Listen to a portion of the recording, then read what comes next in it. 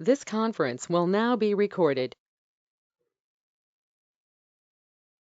No. So yesterday we have just done with the demo part. Let me recap that demo part today. So Yeah. just we have done with the contents.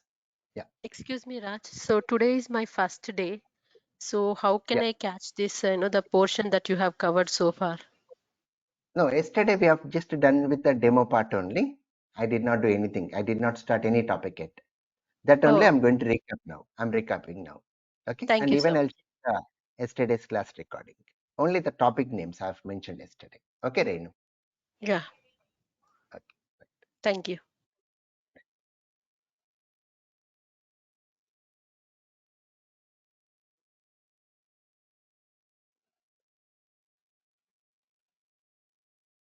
So to the new people who have joined today, to introduce myself, my name is Rajashekar and you can call me Raj, and I'll be taking care of this full stack Java training course. So full stack Java. This full stack Java I've divided into some categories. Like initially we start with core Java, even we call it as Java SC, and stands for standard edition. And the main use of this core Java is used to develop standalone or desktop applications. Standalone or desktop applications. So the examples of standalone or desktop applications are like calculator, MS Office, all these are standalone applications, right? All these are standalone. So once we install on our system, you need not connect to other system to run that application. The next one, once we have done with the core part, in that core only we discuss the database concepts like MySQL, JDBC, all those things will be covered under core Java. Then we go with the next one, like web technologies. Web technologies, even we call it as UI design or front-end design. In this web technologies, we'll be covering the topics like HTML, CSS, JavaScript, Bootstrap, TypeScript, Angular, like this. Okay. So these are the contents. Even we'll be discussing about XML, JSON. So these two are prerequisites to enter into advanced part of Java. The next one, advanced Java, or even we call it as Java EE, stands for Enterprise Edition, and the use is used to develop web applications. So the web applications are like Amazon.com, Facebook.com, Gmail.com, bookmyshow.com, makemetrip.com, all these are web applications. The contents what we discuss over here is servlets and JSP. JSP stands for Java Server Pages. The next category, very important one, the next one, frameworks. This is very important to us. In our course, we will be learning two important frameworks, Hibernate framework and Spring framework. Very important Spring is. Under this Spring framework, we'll be covering the modules like Spring Core or Bean module, Spring DAO module, very important one. Under this DAO, we go with the Spring JDBC module. It goes with three submodules, Spring JDBC, Spring ORM, where we integrate with Hibernate, Spring Data JPA. One more important model, Spring MVC module. This is mainly used to develop web applications. It's for web applications. To understand the Spring MVC model, the prior background is servlets and JSP. Next one, Spring Boot module, very important. Spring REST module. This is used to develop REST APIs, distributed applications. We'll be even discussing microservices using Spring Boot. During our course, we'll be discussing some of the real-time tools like Maven, GitHub, Lombok, Postman, JNet with mocking like this. And finally, we go with the project using Spring Boot. In the front end part, we do by using Angular. Right? The duration of our course goes with 50 to 60 hours, 60 hours maximum. 60 hours is maximum. So better to say 55 to 60 hours. Then minimum 50 hours, 55 takes, and the time will be Monday to Friday. The classes will be Monday to Friday at 8 a.m. IST. The class will be Monday to Friday at 8 a.m. IST, and the class will go for maximum 1 hour. The class will go for what? Maximum 1 hour. So you can plan accordingly. And the people who are in US or Canada,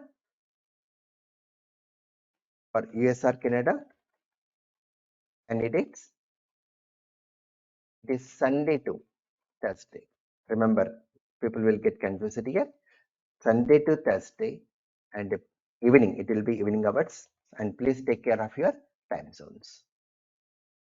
And the class is getting recorded. That recordings will be shared to you after the class. Okay, right?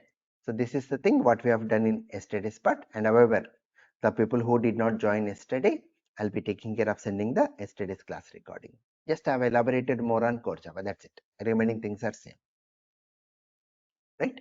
So anyone, any questions before we proceed further?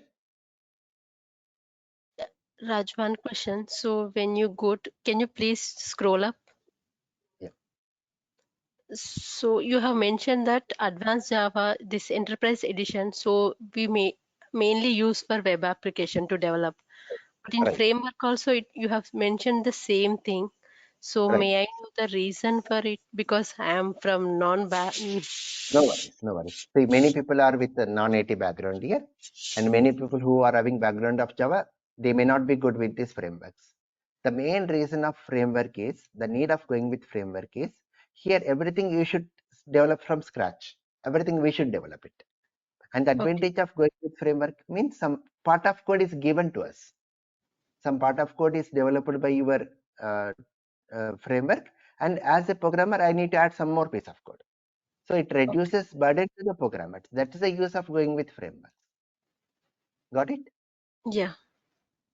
So without using these frameworks also I can develop, but it takes a lot of time. Performance wise they are low. So to add that performance, all those features, you should take care of writing that code. So that piece of code is taken care by your framework. Simple example, if you are connecting to, for example, here when you go with any real-time project, database is mandatory, right? Yes. Database, because without having database we cannot store the data permanently. So if you are Yes. writing the code using core Java or advanced part, database connection part need to be taken care by the programmer. Programmer has to take care of database connection. So how many applications you develop? In every application you should write database connection. But when I go with framework, database connection is given by framework to us. Just have to use it. Okay. So whatever the code you are repeating, whatever the code you are writing repeatedly, that is taken care by your framework. So which reduces burden to the developers. Got Okay. it? Yeah. Clear? Right. So don't worry. Everything I am going to discuss from scratch. Thank you, Raj. So anyone having any questions before we proceed further?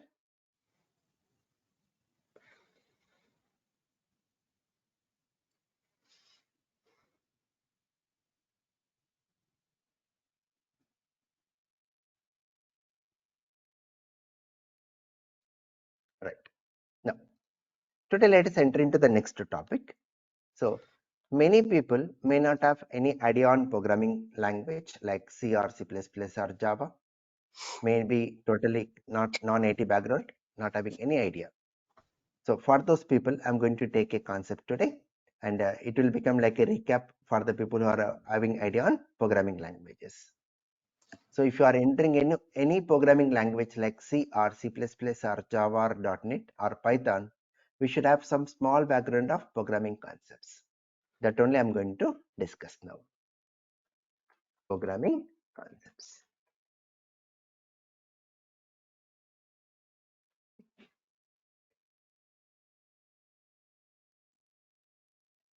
So first of all, what is a program? We are going to write the programs. So first of all, what is a program?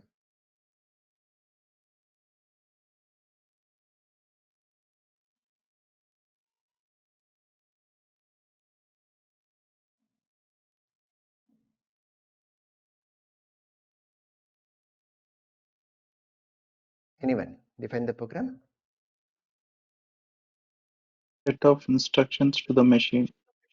Right, set of instructions given to the computer, right? Right. Yeah, just a minute, everyone. Please wait for 1 minute.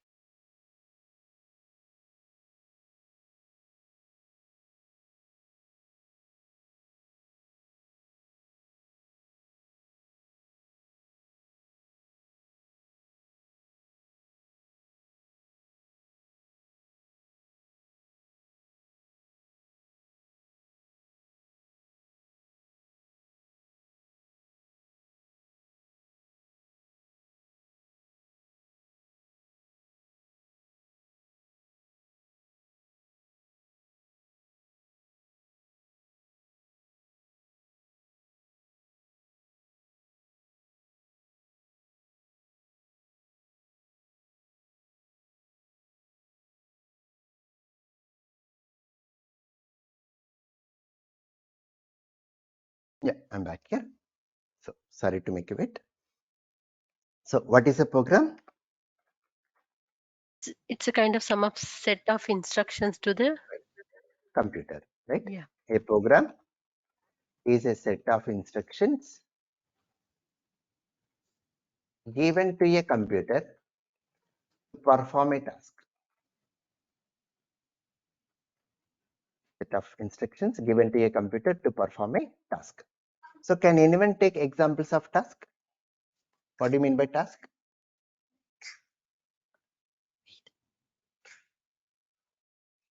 Like to find area of a rectangle. Okay, to find area of rectangle. To find the total marks of the given marks. To find net salary of an employee. To add a book into the library. To book a movie ticket. To book a flight ticket. To transfer funds from one account to other account. These are called as task. So to do that, we have to write the instructions. That set of instructions only we call program. So when you are writing the program, some of the terminologies are important here. Like example, the first terminology is comments. So what is this comments is like? Whenever you are writing the program, your program should be understood by other programmers, other developers, or even yourself in future. So to elaborate more about your program, we are going to use comments. It's mainly for documentation purpose. You can say comments are used to document a program.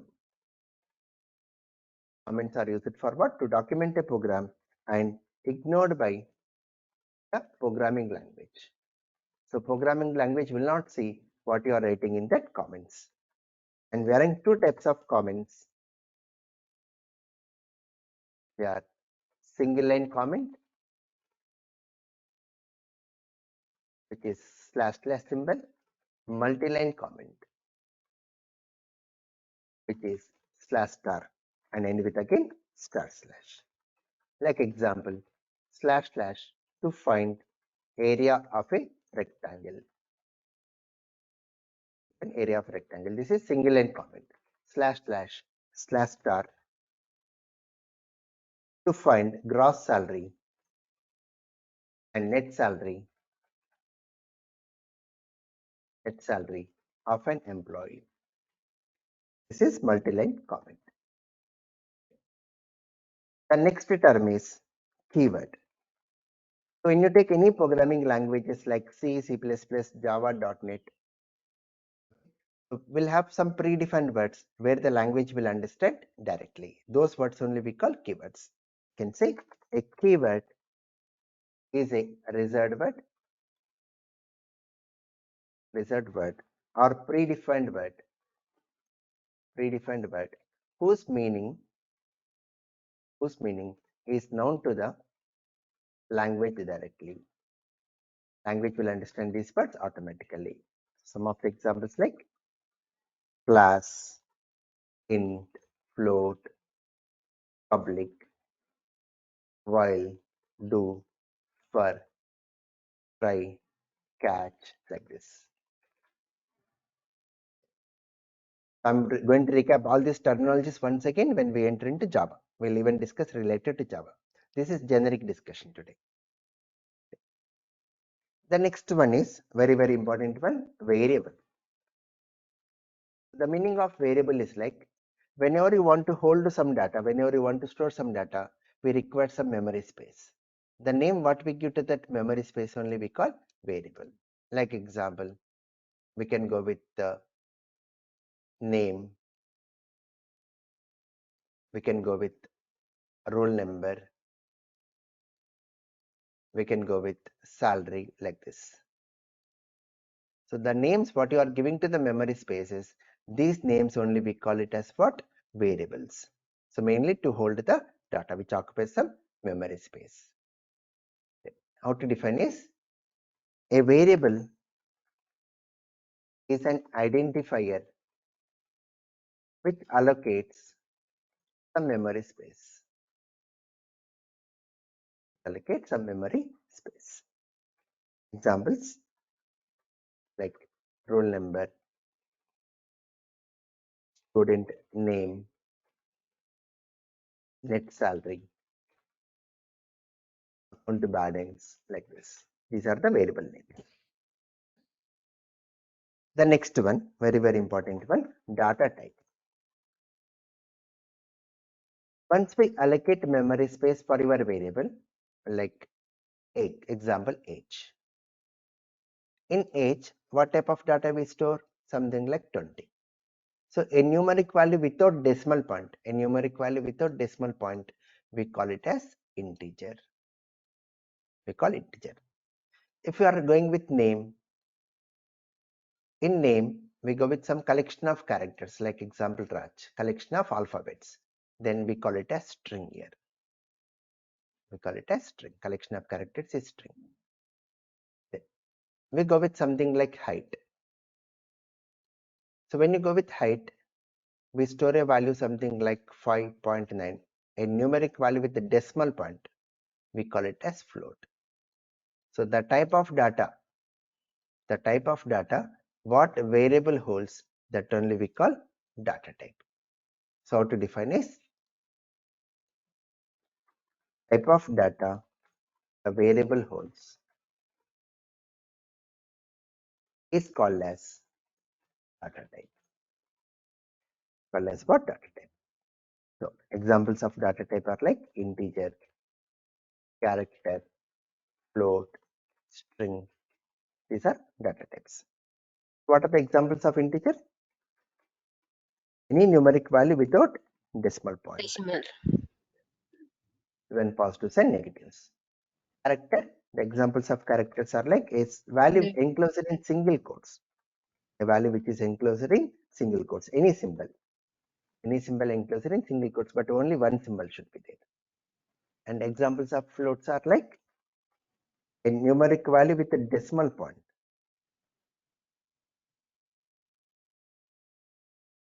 Positives and negatives with a decimal point. They are floats. Examples of strings, collection of characters enclosed within double quotes. Collection of characters enclosed in double quotes are what? String type. Right? Yeah. The next important one is declaration of variable.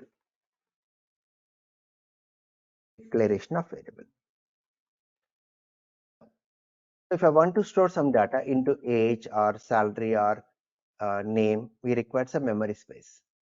So to allocate memory space for your variables, we need to declare it. So what is the need of declaration? In order to allocate memory space for variables,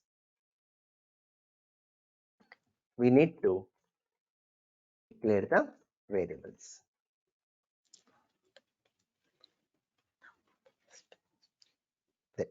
The syntax of declaring variable is, yes please, any question?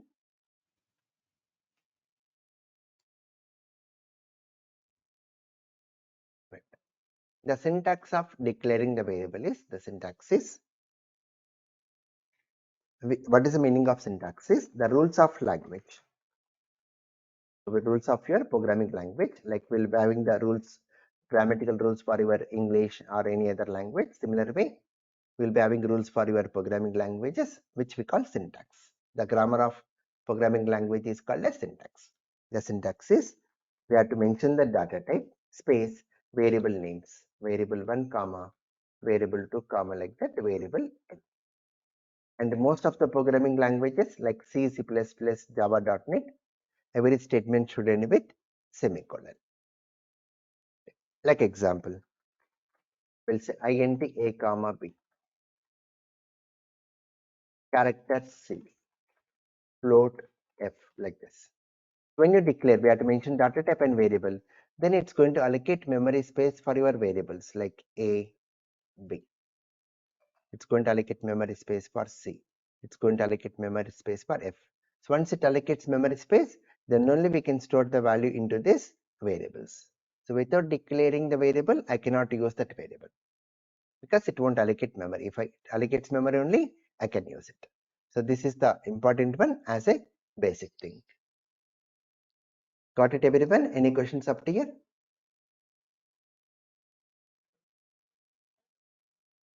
So the reason behind discussing these terminologies is, once we enter into Java, once I use this terminology, you should not feel what this one.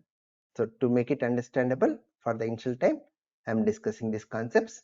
However, when we enter into Java programming, again we rediscuss all these concepts once again using Java technology, using Java.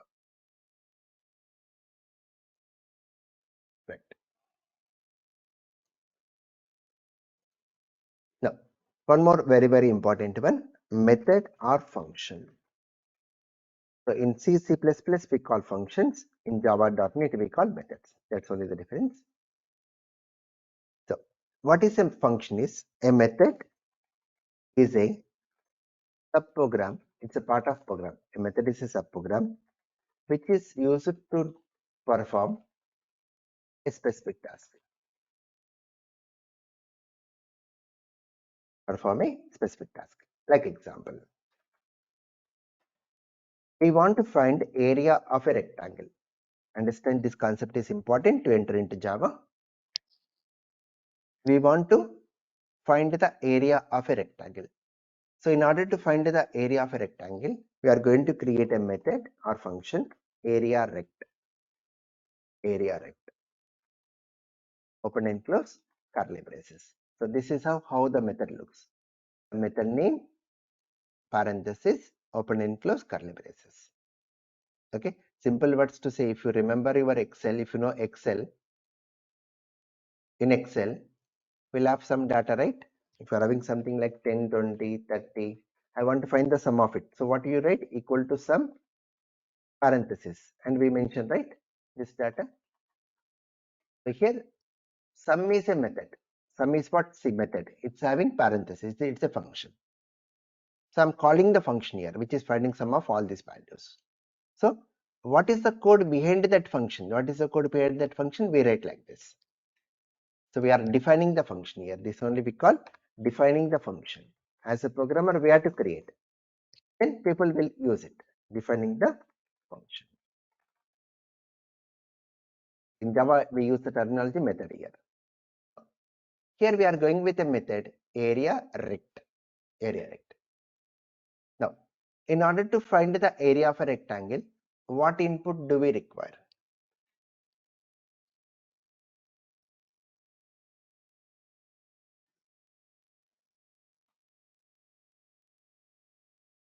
What input do we require?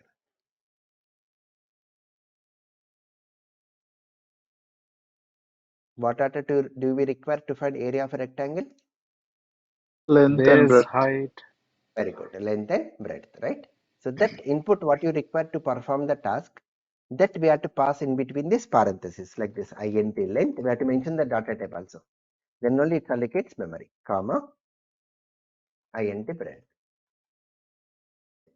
So this length and breadth we call them as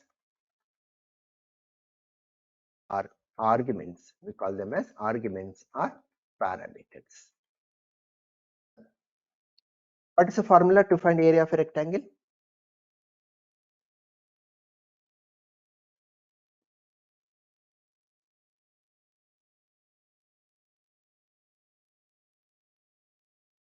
Length into breadth. Length into breadth, right? What's the formula? Area equal to length into breadth. Since I'm using a variable area, so to allocate memory for area, we have to declare it. So above this, you declare int area. That mention the data type. Now, so this is defining the method. Now let us call the method. Calling the method. Whatever I've shown in this Excel, no, this is calling. This is calling the method. I'm calling the method. So how to call the method? We have to call the method name area rect, and I'm passing here 10 comma 5. So what will happen now? This 10 will come and store into length, 5 will come and store into breadth. Then what is the value of area now?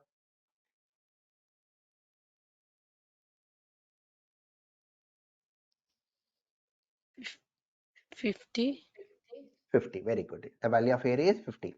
So this result, the result whatever you are having, this result value I want to give back to this method. So how to give value back to the method is by using a keyword return. By using a keyword return and give the value of area. Return area. So what will happen? This 50 will come and store into this method. Now I can store that result into some other variable like int area equal to. Now if you print this area, the value what it's going to print 50. This value whatever you are returning area, return area, this value whatever you are returning, this area is what data type?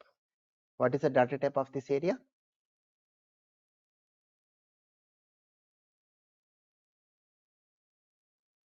Integer. Integer, right? What is the data type of area? Integer, clearly given. So before the method name, we have to mention the data type what you are returning. We have to mention the data type what you are returning. This mentioning data type, the type of data what you are returning, this concept we call it as return type. We call this one as what here? Return type. So in the case of C++, Java.NET, when you are defining the methods, we have to even mention the return type before the method, the type of data what you are returning. It's mandatory. So the return type of area rect method is integer. What is the return type here? Integer. If it is float, if you go with the float here, float, then if your return area float, then we have to write here what? Float here. We have to use float. Now, if you take the same method, I don't want to return this area value outside. I don't want to give this area value outside. I want to print over here only. I want to print here only. So since you are not using return keyword to give the value outside, then since this method is not returning any value outside of the method, then we have to use void here. Void. The void means no return type. Void means what? No return type. It means you are not giving any value outside of the method. That's the meaning of void over here. So to introduce mainly about void keyword only, because when you start writing the Java program, in the first program only we use void. So we go with methods only. Java program, we go with methods only. So you should know the concept of method properly. So however, when we enter into Java, we'll be doing a lot of example programs on methods. Okay. So many examples we discuss. Right. So anyone having any questions? No. Okay. So if there is some return type, can't we use void? If there is a written type, you mean to say you're returning area, but if I'm trying to use void here, it will go with error. Your language will give error to us. Okay. Okay. Right. If there is no written keyword, here, then only we have to use void. But if I return some value, we have to mention the data type of that value compulsory over here. Okay. If you mismatch also, it will go with error. What is the use of using return and not using return? Depends on the application. When you are going with calculations, if you are doing some calculations inside the method, it is always suggested to go with return. We have to give the result out. So in your method, you are doing only some display operations. You are doing only display operation. So you are not giving any result outside. Then we use void. It depends on the method, the task what you are doing inside the method. Okay.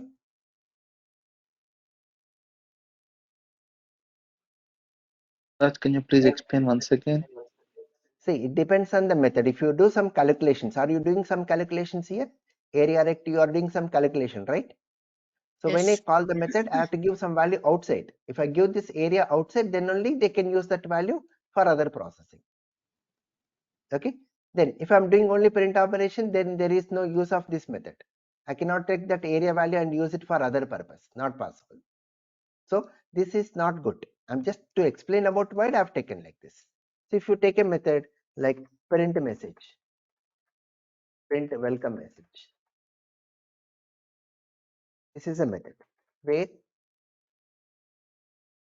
I'll go with the message print welcome to Java training. A simple message here. So for this type of cases, just it's only doing some print operation. So what we use void here. Okay. So a method which is doing some calculations, it is always suggested to go with return, and the message and the methods which is doing only some print operation, then we go with void here. Got it? So we use return when we need to use the value again and again. Right. I want to use that result outside so many other places. Then we go with return. Okay, Raj, got Okay. it. Thank you very Mainly much. maximum cases calculations. When you go with calculations, we use return. No calculations, we use void. Okay. So don't worry. Today objective is just remembering the terms. So when I use the term comment, when I use the term keyword, when I use the term variable, data type, you should not feel confused what these are. So for that reason only, I've taken this class today. So that once we enter into Java, you should not feel confused what these terms are. Because first day of Java only, I have to make use of the term like void, I have to make use of the term like data type like int, float, I have to use the term keyword, I have to use the concept comments. So in the first day of Java only, we use all these terms. So to avoid confusion about these terms, I have taken this today's class. Right? So let me stop here today.